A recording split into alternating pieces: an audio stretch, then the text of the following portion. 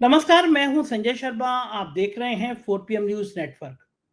लाल किले पे स्वतंत्रता दिवस के अवसर पर जो प्रधानमंत्री बोलते हैं, पूरी दुनिया सुनती है। ये माना जाता है कि 140 करोड़ आबादी वाले प्रदेश के प्रधानमंत्री बहुत कुछ अच्छा बोलेंगे, मगर इस बार प्रधानमंत्री जी ने बहुत निराश किया। वो लच्छेदार भाषण, लुभावनी बातें, 2047 में ये हो जाएगा, वो हो जाएगा। कलकत्ता वाली डॉक्टर की महिला के लिए जो फांसी पे चढ़ा देना चाहिए, ऐसे रेपिस्ट करने वालों को कड़ी से कड़ी सजा देनी चाहिए। अभय दुबे जी के संग मैं शो करता हूँ, रोज एबीपी चैनल पे आप देखते हैं। अभय जी को बहुत अच्छे पत्रकार हैं, बहुत अच्छी किताबें लिखी हैं, बड़े सामाजिक सरोकारों से जुड़े रहते हैं। उन्होंने पूछा कि प्रधानमंत्री जी कह रहे हैं, मैंने पूछा कि तो कैसा लगा भाषण, तो अभय जी कह रहे हैं कि प्रधानमंत्री कह रहे हैं कि जो बलात्कारी हैं उनको फांसी पे चढ़ा देनी चाहिए, कड़ी से कड़ी दंड देना चाहिए, ऐसा डर लगना चाहिए लोग कांप जाएं। अभय जी ने पूछा कह किससे रहे हैं, 10 साल से आपकी सरकार है, आपकी हुकूमत है, आप बना देते, लेकिन आप करेंगे कुछ नहीं, आपको सिर्फ लफाजी करना आता है। और बात भी सही है, प्रधानमंत्री को बंगाल की डॉक्टर का दर्द तो दिखना भी चाहिए। कोई भी लड़की कहीं उत्पीड़ित हो तो उसको दिखना चाहिए, लेकिन उन्हें उत्तर प्रदेश की हाथरस की वो दलित लड़की दिखाई नहीं दी, जिसको एक बदतमीजी के बाद उसको इतना घायल कर दिया गया था, और जब जली तो उसको पेट्रोल डाल के फूंक दिया गया था। उन्हें अपनी पार्टी का उन्नाव का विधायक कुलदीप सेंगर दिखाई नहीं दिया, जिससे एक लड़की की बलात्कार की, उसके पिता की मौत दर्दनाक तरीके से की गई, साजिशन की गई, और आजकल वो आजीवन कारावास की सजा काट रहे हैं। उन्हें अपनी पार्टी के तमाम ऐसे रेपिस्ट दिखाई नहीं दिए। उन्हें हरियाणा के वो राम रहीम नजर नहीं आते जो बार बार रेप और हत्या के आरोपी हैं, लेकिन बार बार उनको पैरोल मिल जाती। और सबसे बड़ी बात, प्रधानमंत्री जी को मणिपुर की वो महिलाएं याद नहीं आई जिनको नग्न करके घुमाया गया था, दर्जनों महिलाओं के साथ बलात्कार किया गया था, उनकी हत्या कर दी गई थी। प्रधानमंत्री मणिपुर का मान नहीं बोल पाए थे, आज तक मणिपुर नहीं गए। इन तमाम बिंदु पर मैंने बात की है अभय दुबे जी से। बातचीत सुनिएगा और बताइएगा ये बातचीत आपको कैसी लगी, अपनी राय से अवगत कराइएगा। चलते हैं अभय जी के पास। 4 PM न्यूज नेटवर्क में स्वागत है अभय दुबे जी आपका।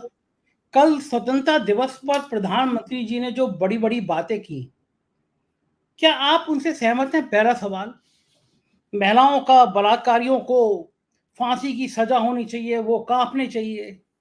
ये बात जब मोदी जी कह रहे थे तो उनको याद नहीं आ रहा था कि हरियाणा चुनाव जीतने के लिए राम रहीम को कितनी सुविधाएं दी गई हैं, जो कई हत्या रेप के आरोप में बार बार वो पैरोल में बाहर आ जाता है। क्या उन्हें मणिपुर की वो महिलाएं याद नहीं होंगी जिनको नग्न करके सड़कों पे घुमाया गया था?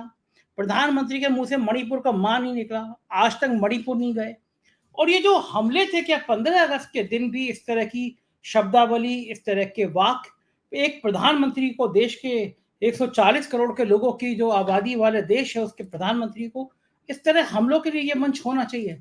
कुल मिला के मैं आपसे जानना चाहता हूं कि प्रधानमंत्री के जो भाषण में जो जो बातें की गई, आप उससे कितना सहमत हैं? सवाल पूछा है, विशेष रूप से मैं उसके ऊपर जरूर कुछ कहूंगा। आपने कहा है कि प्रधानमंत्री ने कहा है कि महिलाओं के खिलाफ जो अपराध करते हैं या उन्हें जो सताते हैं उनको कड़ी से कड़ी सजा दी जानी चाहिए। तो क्या वो किससे कह रहे हैं दी जानी चाहिए? क्या देश का प्रधानमंत्री कोई और है?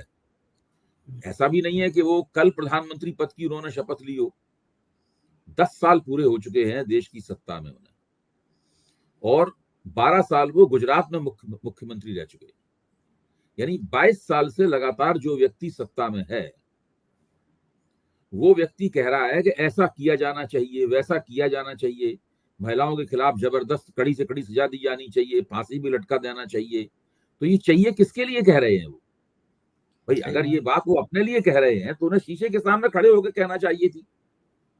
उन्हें दर्पण के सामने खड़े होकर ये बात कहना चाहिए थी कि वो खुद कहते और दर्पण में नरेंद्र मोदी उनकी बात को सुनते, फिर उस बात के ऊपर अमल करते। लेकिन यहाँ तो वो सारे देश के सामने किससे कह रहे हैं? क्या हम लोगों से कह रहे हैं कि ऐसा किया जाना चाहिए? किससे कह रहे हैं? मतलब वो बात ये कितनी अजीब सी बात है। आप जरा इस बात को सोचिए कि जो व्यक्ति इतने दिनों से सत्ता में है, वो खुद उसने महिलाओं के खिलाफ जुल्म ज्यादती करने वालों को कड़ी से कड़ी सजा मिले, इसके लिए पिछले 22 वर्ष में कुछ भी नहीं किया। और पिछले 10 वर्ष में तो वो देश का सबसे बड़ा सत्ताधारी है, उनसे ताकतवर व्यक्ति तो इस देश में कोई है नहीं। उन्होंने कुछ भी नहीं किया। आपको ध्यान होगा कि 2014 में जब प्रधानमंत्री के तौर पर उन्होंने पहली बार 15 अगस्त पर झंडारोहण किया था, तब भी लाल किले की प्राचीर से उन्होंने ये बात कही थी कि सारे सवाल स्त्रियों से ही पूछे जाते हैं, पुरुषों से सारे सवाल लड़कियों से ही पूछे जाते हैं, लड़कों से भी सवाल पूछे जाने चाहिए, तब भी उन्होंने इस तरह की बहुत ही उम्दा लगने वाली और आकर्षक लगने वाली लफाजी की थी। लेकिन उन्होंने उस दिशा में कोई संस्थागत प्रयास किया, कोई विधायी प्रयास किया, कोई लेजिस्लेटिव एक्ट उन्होंने किया? क्या किया उन्होंने? भाई ठीक है, देश के कुछ राज्यों में गैर भाजपा सरकारें हैं, वो भले अब आपकी बात मानने से इनकार कर दें, लेकिन देश के अधिकतम राज्यों में पिछले 10 वर्षों में लगातार भारतीय जनता पार्टी की सरकार है। आप अपनी उन सरकारों से कुछ करवाते? दरअसल इन्होंने कुछ भी नहीं किया लफाजी करने के अलावा। आपको ध्यान होगा जब निर्भया कांड हुआ था, तो निर्भया कांड में जो उत्पीड़िता थी, उस पीड़िता के ऊपर सर्वाधिक अत्याचार करने वाला व्यक्ति जो है वो तकनीकी रूप से नाबालिग था। तकनीकी रूप से नाबालिग होने की वजह से उसे पूरी सजा नहीं दी जा सकती थी कानूनन, जो इतना जघन्य अत्याचार करने वाले को मिलनी चाहिए थी। तब उस वक्त बहुत बहस चली थी कि कानून को इस तरह बनाया जाना चाहिए कि इस तरह के लोग भी उस सजा के दायरे में, सेक्सुअल क्राइम, महिलाओं के खिलाफ क्राइम, उस सजा के दायरे में आ सकें। तो उस निर्भया कांड के कारण जो कांग्रेस सरकार के खिलाफ असंतोष उमड़ा था, उसका फायदा तो नरेंद्र मोदी को चुनाव में मिला 2014 के। लेकिन उन्होंने तो वो भी नहीं किया, कुछ भी उसके बारे में भी कुछ नहीं किया। किसी बार किसी कोई काम न करना और केवल लोगों को उपदेश देना, चाहे मन की बात के रूप में उपदेश देना, चाहे राष्ट्र के नाम संबोधनों में उपदेश देना, लगातार इस तरह की लफाजी करना और कोई काम न करना, ये नरेंद्र मोदी के पूरे राजनीतिक करियर की विशेषता बन गई है। अब अगर आप नरेंद्र मोदी के इस भाषण के कुछ दूसरे पहलुओं पर भी चर्चा करना चाहें तो मैं उसके लिए तैयार हूं। जी, कहा कि 140 करोड़ का देश जब खड़ा हो जाता है तो वो बहुत आगे बढ़ जाता है। जब 40 करोड़ थे तो ऐसा हो गया, अब 140 करोड़ ही कर देंगे। मेरा कहना था ये जो लोहानी बातें, ये जो लच्छेदार बातें, विपक्ष पर हमले, कुल मिला के सार आपको आज के प्रधानमंत्री का भाषण का सार क्या था? अब आप देखिए ये जो 140 करोड़ वाली बात है, जरा इसके ऊपर गौर कीजिए। इस वक्त भारत की प्रति व्यक्ति आमदनी, पर कैपिटा आमदनी कितनी है? मेरे ख्याल से 2 लाख से कुछ थोड़ी सी ज्यादा है प्रति व्यक्ति आमदनी। अगर आप 15 अगस्त 1947 से तुलना करेंगे तो ये आमदनी बहुत ज्यादा बढ़ गई है। उस वक्त तो कुछ 100 रुपए आमदनी थी उस वक्त तो, लेकिन उसमें कुछ 100 रुपए की कीमत काफी होती, लेकिन ये 2 लाख रुपए प्रति व्यक्ति प्रति वर्ष से ज्यादा प्रति व्यक्ति आमदनी है औसतन भारत की। अमेरिका की प्रति व्यक्ति आमदनी कितनी है, जो दुनिया की नंबर 1 की अर्थव्यवस्था है, जो नरेंद्र मोदी कहते हैं कि भारत 2047 पे भारत में दुनिया में नंबर 1 की अर्थव्यवस्था बन जाएगा। उस वक्त आमदनी कितनी, अमेरिका की आमदनी कितनी है? 13 लाख रुपए से ज्यादा की आमदनी है प्रति व्यक्ति अमेरिका की। विश्व बैंक की रिपोर्ट ये कहती है कि भारत को अमेरिका की प्रति व्यक्ति आमदनी का 1/4 बनने में, यानी 25%, उस आमदनी का 25% बनने में भारत को अभी 75 वर्ष लगेंगे। चीन ये काम 10 साल में कर लेगा। इंडोनेशिया शायद 25 वर्ष में ये काम कर लेगा, लेकिन भारत को इस काम में 75 वर्ष लगेंगे। तो और कितना भारत में कुपोषण, कितने बड़ी कुपोषित लोग कितनी बड़ी संख्या में हैं।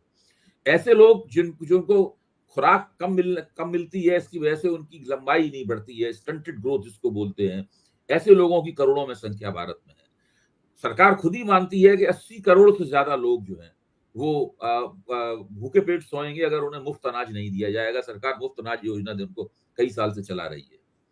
रिजर्व बैंक के जो ताजे आंकड़े बताते हैं कि पिछले 6 महीने से लगातार भारत की अर्थव्यवस्था में लोगों का भरोसा कम हो रहा है, नीचे गिर रहा है। ऐसी स्थिति में आप मंच पर खड़े होकर राष्ट्र के नाम संदेश देते हुए दावा करते हैं कि आज हम तीसरी सबसे बड़ी अर्थव्यवस्था हैं, थोड़े कुछ दिनों बाद आज हम 5वीं सबसे बड़ी अर्थव्यवस्था है, कुछ दिनों बाद तीसरी सबसे बड़ी अर्थव्यवस्था बन जाएंगे, और फिर हम जब भारत का 100 वर्ष पूरे होंगे आजादी को, तब हम दुनिया की पहली अर्थव्यवस्था बन जाएंगे।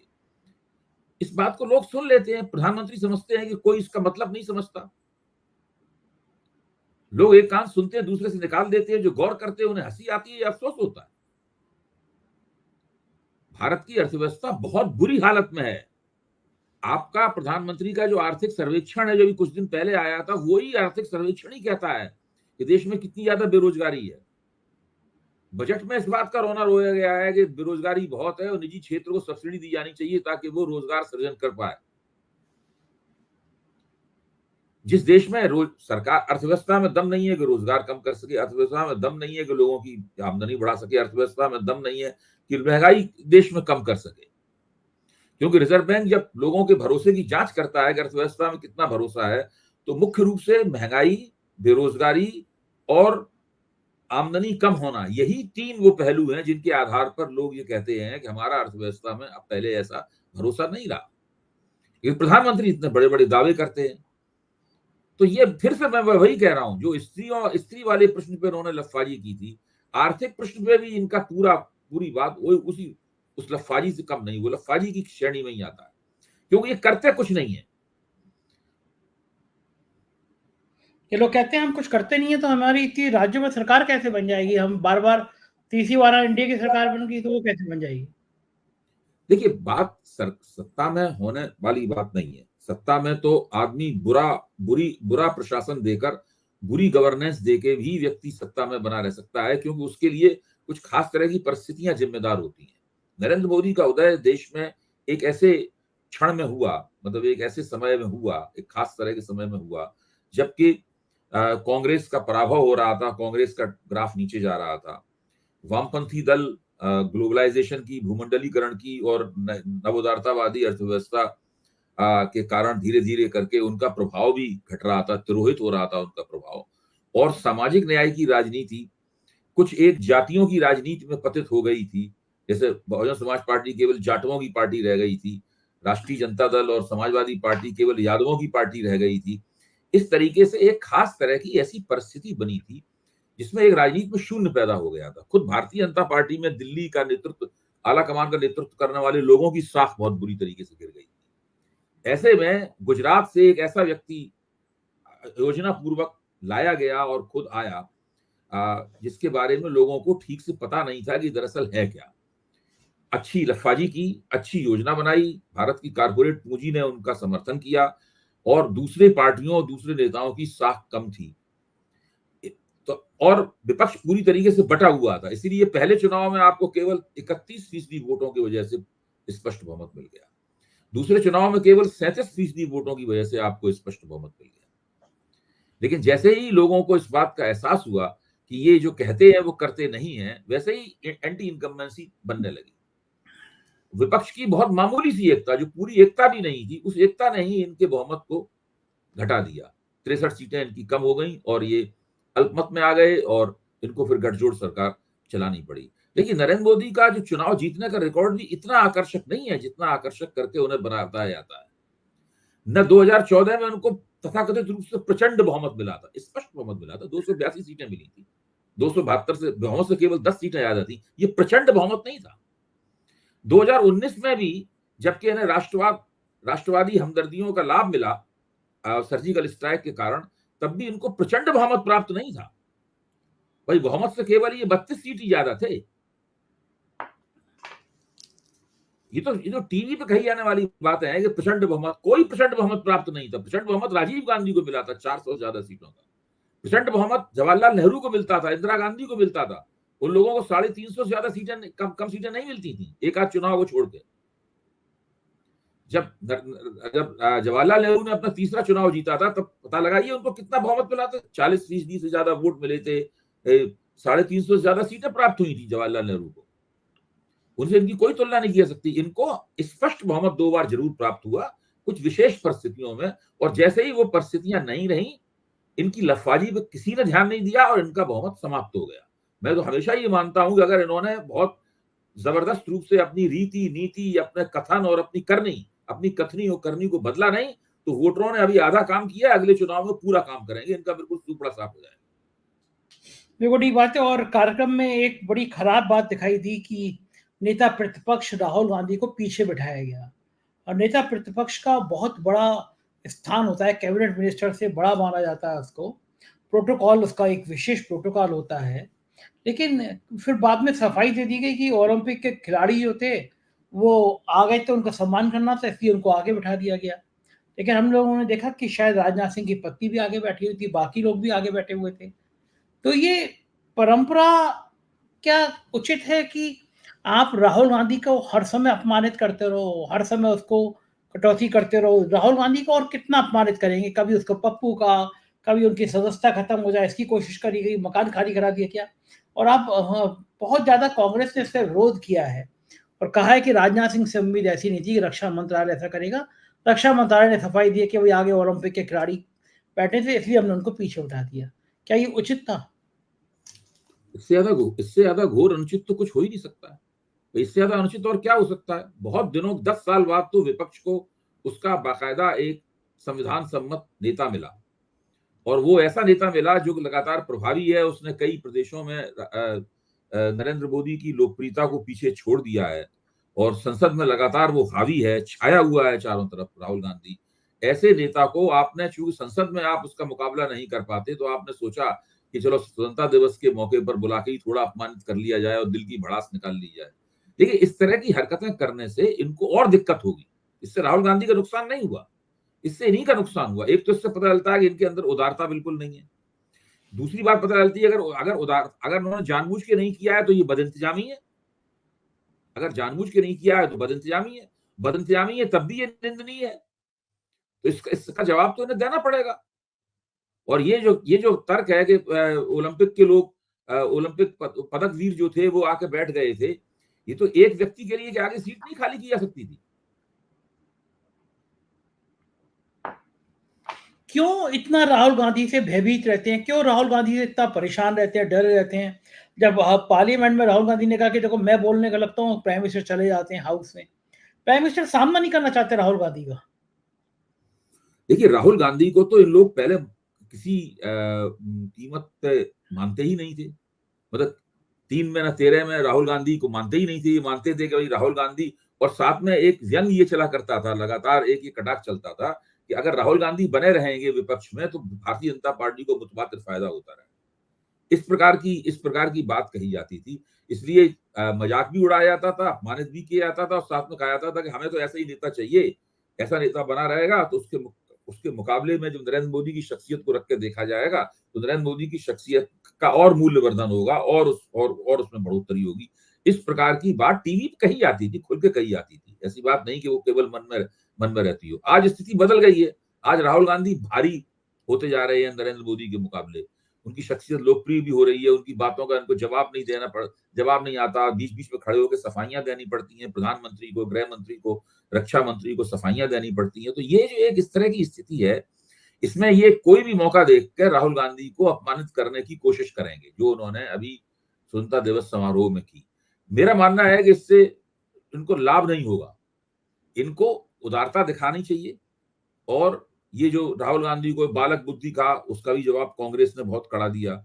सदन में खड़े होकर ये कहा कि संविधान मुझे बताता है कि मैं विपक्ष के नेता को गंभीरता से लूं, लेकिन ये तो गंभीरता से लेने योग्य नहीं है। इस प्रकार की जो बातें कही जाती हैं, इस तरह की बातें बताती हैं कि अभी तक आपका मानस नहीं बदला है। बदली हुई राजनीतिक परिस्थिति को आप स्वीकार करने के लिए तैयार नहीं है, और पुराने ढर्रे की राजनीति करना चाहते हैं, जबकि देश की राजनीति पूरी तरीके से बदल चुकी है। अब नरेंद्र मोदी का ग्राफ उतार की तरफ है, और राहुल गांधी का ग्राफ चढ़ाव की तरफ है। इस देश में अगर किसी की छवि प्रतिदिन चमक रही है तो वो राहुल गांधी है, और किसी की छवि प्रतिदिन मंद हो रही है तो वो नरेंद्र मोदी है। देखो ठीक है ना। और क्या लगता है आपको हरियाणा, महाराष्ट्र, झारखंड के जो अभी तक के रुझान है, जो बातचीत है, जो संकेत साफ आ रहे हैं, वो लग रहा है कि बीजेपी शायद तीनों राज्य हार जाएगी चुनाव से। ऐसा लग रहा है लोगों से बातचीत के आधार पर। अगर ऐसा हो जाता है तो आपको क्या लगता है कि अगला 15 अगस्त को मोदी जी झंडा फहराएंगे, मोदी जी का भाषण होगा या किसी और का भी हो सकता है? देखिए, अगला 15 अगस्त आएगा तो उसमें दिल्ली का चुनाव भी आ जाएगा। दिल्ली का चुनाव अगले साल फरवरी में होगा। तो अगर मोदी जी 4 चुनाव लगातार हारते हैं, अगर भारतीय जनता पार्टी 4 चुनाव लगातार हारती है, झारखंड और महाराष्ट्र, हरियाणा और दिल्ली के चुनाव लगातार हारती है, तो फिर अगला 15 अगस्त तक आते-आते भारतीय जनता पार्टी के जो सहयोगी दल हैं, वो भी सोचने लगेंगे कि भाई इस पार्टी के साथ बहुत देर तक नहीं चल सकते, इस नेता के साथ बहुत देर तक नहीं चल सकते, क्योंकि इनका भविष्य उज्जवल नहीं है। कुछ भारतीय जनता पार्टी के अंदर मोदी जी के नेतृत्व पर सवालिया निशान लगने शुरू हो जाएंगे। उस वक्त तक भाजपा को एक नया अध्यक्ष भी मिल जाएगा। जैसा कि हम लोगों ने कल चर्चा की थी, वो राष्ट्रीय स्वयंसेवक संघ की पसंद का अध्यक्ष होगा, तो मोदी जी के हाथ से वह भारतीय जनता पार्टी भी निकल जाएगी, जिसको इन्होंने आज तक कैप्चर कर रखा है। तो उस परिस्थिति में इनके लिए अपने रंग रुतबे को, जो पहले से ही इसके अंदर गिरावट आ रही है, और भी कायम रखना बहुत मुश्किल हो जाएगा। तो कह अच्छा, नहीं सकते 2025 के 15 अगस्त तक देश की राजनीति कौन सी करवट ले चुकी होगी। बिल्कुल ठीक कह रहे हैं। और अगर ऐसी करवट लेगी तो लॉटरी किसकी लगेगी, गडकरी की या राजनाथ सिंह की? नहीं, ये तो इस बात पर निर्भर करता है कि राष्ट्रीय स्वयंसेवक संघ क्या चाहता है, क्योंकि गडकरी और राजनाथ सिंह तो वो करेंगे जो राष्ट्रीय स्वयंसेवक संघ चाहे। संघ जो चाहेगा फिर उस तरीके से होगा। और फिर अगर मोदी जी हटते हैं सत्ता से, तो फिर बहुत से लोग सत्ता से हटेंगे। जैसे कौन कौन? अमित शाह, वो सत्ता में नहीं रहेंगे। जगत प्रकाश नड्डा, वो सत्ता में नहीं रहेंगे। कई ऐसे बहुत से लोग हैं। पीयूष गोयल, मुझे नहीं लगता कि उसके बाद उनको कोई मंत्री पद देगा मोदी जी के हटने के बाद में, क्योंकि ये वे लोग हैं जो जुड़े हुए, जिनका उद्गम तो राष्ट्रीय स्वयंसेवक संघ में है, लेकिन जो मोदी के साथ रहते रहते संघ से इतर उन्होंने अपनी वफादारियां विकसित की हैं, और एक व्यक्ति के प्रति अपनी वफादारियां विकसित की हैं उन्होंने, और इसका दंड तो भोगना ही पड़ेगा। अच्छा, मैं कभी-कभी सोचता हूँ अभय जी, कैसा लगता होगा प्रधानमंत्री को? ये ख़्याल आता होगा कि अगर ये 3-4 राज्य हार गए, तो हमारी पार्टी के अंदर बगावत हो सकती है, हमें हटाने की बात हो सकती है। ये सब ख़्याल तो आते होंगे, इंसान है वो भी, जैसे मैं और बिल्कुल, आप। बिल्कुल, सारे ख्याल आते होंगे। बेचैनियां बहुत स्पष्ट हैं। ये पूरी कोशिश करेंगे कि जब तक भाजपा को नया अध्यक्ष मिले जो संघ की पसंद का होगा, तब तक उत्तर प्रदेश से योगी आदित्यनाथ को हटा दें, क्योंकि उसके बाद फिर योगी आदित्यनाथ को हटाना इनके लिए और मुश्किल हो जाएगा। उत्तर प्रदेश की सरकार पूरी तरीके से, क्या नया अध्यक्ष आते ही उत्तर प्रदेश की सरकार, आप समझिए, बिल्कुल आजाद हो जाएगी मोदी के प्रभाव से। फिर एक भी बात नहीं, मोदी आदित्यनाथ वैसे भी इनकी ना के बराबर बातें मानते हैं, एक भी बात नहीं मानेंगे। वो जो इनके साथ इनकी तस्वीर भी छपती है, तस्वीर से भी मोदी जी हट जाएंगे, केवल आदित्यनाथ की तस्वीर रह जाएगी। तो अच्छा, इनका तो बहुत खराब हाल होने वाला है। कितना ये एक ही डराने तरीके वाली से बच सकते हैं, एक ही तरीके से बच सकते हैं कि ये विधानसभा चुनावों में अच्छा प्रदर्शन करें, जिसकी संभावनाएं बहुत कम है। कितना डराने वाला, कितना परेशान करने वाला क्षण होता है कि ये व्यक्ति कल्पना करे, जो 22-23 साल से लगातार सत्ता में है, शीर्ष पर है, वो कल्पना करे कि भाई अब मैं हट सकता हूँ। ये कल्पना ही आदमी को डरा देती होगी, आधा कर देती होगी सोच-सोच के कि भाई एक तो मैं इनकी हट योजना तो सकता हूँ। वही है, इनकी योजना तो वही थी जिसका अरविंद केजरीवाल ने खुलासा किया था जेल से निकलने के बाद। हुँ, केजरीवाल ने कहा था कि ये योगी जी का पत्ता साफ करेंगे, जिसकी कोशिश लगातार जारी है, और उसके बाद अमित शाह को अपना उत्तराधिकारी बनाएंगे। तो मैंने कई पत्रकारों से पूछा कि इस बयान को आप किस रूप में देखते हैं, तो उन्होंने कहा कि भाई मोदी जी का रिटायरमेंट प्लान है हुँ। ये मोदी जी का रिटायरमेंट प्लान है। अगर और कोई व्यक्ति प्रधानमंत्री बना, इनका उत्तराधिकारी बना भाजपा में, तो इनको दिक्कत हो सकती है। इसलिए मोदी ये जी अमित क्या शाह को जी मोदी जी क्या आसानी से रिटायर हो जाएँगे? रिटायरमेंट ले लेंगे अगर हालात बदल भी गए तब भी? भाई देखिए, जब उन्हें ये लगेगा कि अब उनके नाम पर वोट नहीं पड़ रहे हैं, अब पहले जैसी बात नहीं रही, वो तो फिर उम्र भी बढ़ रही है। आज भी आप देखिए कुछ हाँफते हुए से लग रहे थे, जिस तरह सफाई के साथ में आप कल्पना की 2014 में जो ऊर्जा दिखाई पड़ती थी, 2019 में जो ऊर्जा दिखाई पड़ती थी, वो ऊर्जा भी आज नहीं थी। इत्तेफाक से आज ऐसा लग रहा था कि जैसे इनका टेलीप्रॉम्प्टर भी फ्लॉप फेल हो गया हो। तो नीचे कुछ देख के पढ़ रहे थे, उसमें उनको ढंग के पूरे वाक्य बनाने में भी दिक्कत हो रही थी, भाषण काफी बिखरा हुआ था। अब पिछले साल उन्होंने मेरे परिवारजनों से शुरू किया था, आपको याद होगा, और उसके बाद वो भी कहते रहे, और लोकसभा चुनाव में भी कहते रहे। आज भी उन्होंने मेरे परिवारजनों शुरू किया, उसके बाद वो भूल गए मेरे परिवारजनों कहना, उसमें मेरे हुँ, प्यारे देशवासी ही कहते रहे पूरे भाषण में। हुँ। आप बिल्कुल शुरू में देखिए, शुरू में उन्होंने मेरे परिवारजनों से शुरुआत की, उसके बाद दोबारा नहीं कहा परिवार, उसके बाद भूल गए, वो पुराने स्टाइल में, पुरानी शैली में मेरे देशवासी। मतलब ये तो केवल एक उदाहरण है, बता दें कि वो अब पहले ऐसी बात नहीं रही, उम्र भी बढ़ती जा रही है, बहुत सारी ऐसी चीजें हैं कि वो अपना रिटायरमेंट प्लान उन्होंने एक बनाया था। वो तो इन्हें स्पष्ट बहुमत प्राप्त नहीं हुआ, वरना रिटायरमेंट प्लान को अभी तक लागू करना की शुरुआत कर देते। उसके कितना बाद ऐसा खतरनाक होता है हो। कि उसके बाद दो 2 या 3 झंडारोहण तो ये करते और बाकी झंडारोहण अमित शाह करते। अब अमित शाह के लिए भी कितना कष्टदायक बात होगी, क्योंकि ये बात सही है कि जब तक मोदी हैं, तब तक अमित शाह हैं, क्योंकि मोदी के बाद अमित शाह के लिए भी पार्टी में इतनी सहजता तो नहीं रही होगी। तो अमित शाह के लिए भी बहुत कठिन दौर है ये समय कि ये 3-4 राज्य जो हैं, इन 3-4 राज्यों में भाजपा जीते। ये जितना मोदी के लिए ज़रूरी है, उतना ही अमित शाह के लिए भी ज़रूरी है, क्योंकि वरना अमित शाह के भी ग्रह खराब हो सकते हैं। देखिए, उनके हाथ में नहीं है कुछ भी। ठीक है, सब लोग चुनाव वो बार-बार चुनाव जीतना चाहते हैं, पहले ऐसा रंग-रुतबा कायम करना चाहते हैं, लेकिन उनके हाथ में क्या है? उनके हाथ में तब सब कुछ होता जबकि ये लोकसभा चुनाव ठीक से जीत लेते। लोकसभा चुनाव जीत न पाने की वजह से बहुत सारी बातें उनके हाथ से निकल गई। ये तो गनीमत है कि उनकी केवल 63 सीटें कम हुई।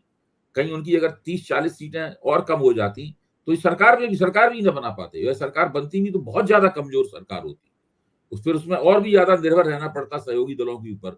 सहयोगी दल ये शर्तें भी रखते हैं कि फलाने आदमी को आप गृह मंत्री बनाइए, फलाने को नहीं बनाइए। ये सब बातें भी होने लगती, जो अभी नहीं हो पा रही हैं। तो वो सब अब ये कुछ भी इनके हाथ में नहीं है।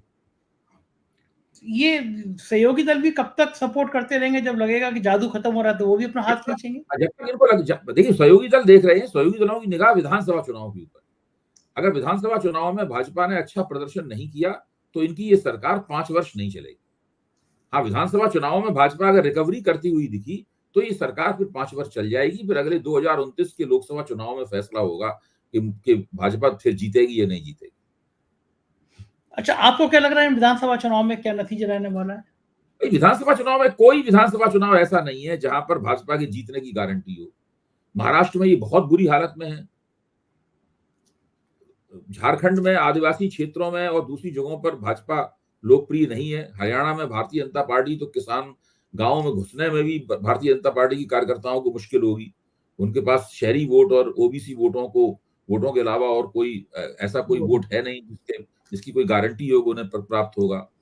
दिल्ली में अभी भी आम आदमी पार्टी भाजपा के इतने हमलों के बावजूद आम आदमी पार्टी विधानसभा चुनाव की राजनीति में बहुत ही शक्तिशाली है। भाजपा अभी हो सकता है कुछ एक सीटें बढ़ा ले, 8 की बजाय 10 हो जाएँ, 11 सीटें हो जाएँ, इससे ज़्यादा भाजपा की कोई दिल्ली में औकात है नहीं। भाजपा के पास दिल्ली में नेता ही नहीं है दरअसल, नेता हाँ, ही सही नहीं। कह रहे हैं आप। किसी इसी तरीके से बिहार में भी भाजपा के पास नेता नहीं है।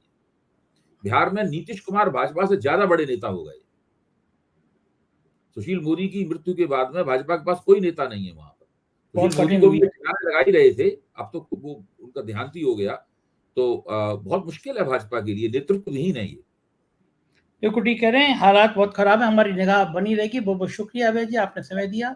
आभार। तो ये थे अभय दुबे जी, और आप मान गए होंगे कि ये बात बहुत तार्किक तरीके से की गई और कहा गया कि प्रधानमंत्री का ये बातचीत, ये अंदाज ठीक नहीं था। कैसी लगी बातचीत ज़रूर बताइएगा, अपनी राय से अवगत कराइएगा। शुक्रिया, थैंक यू।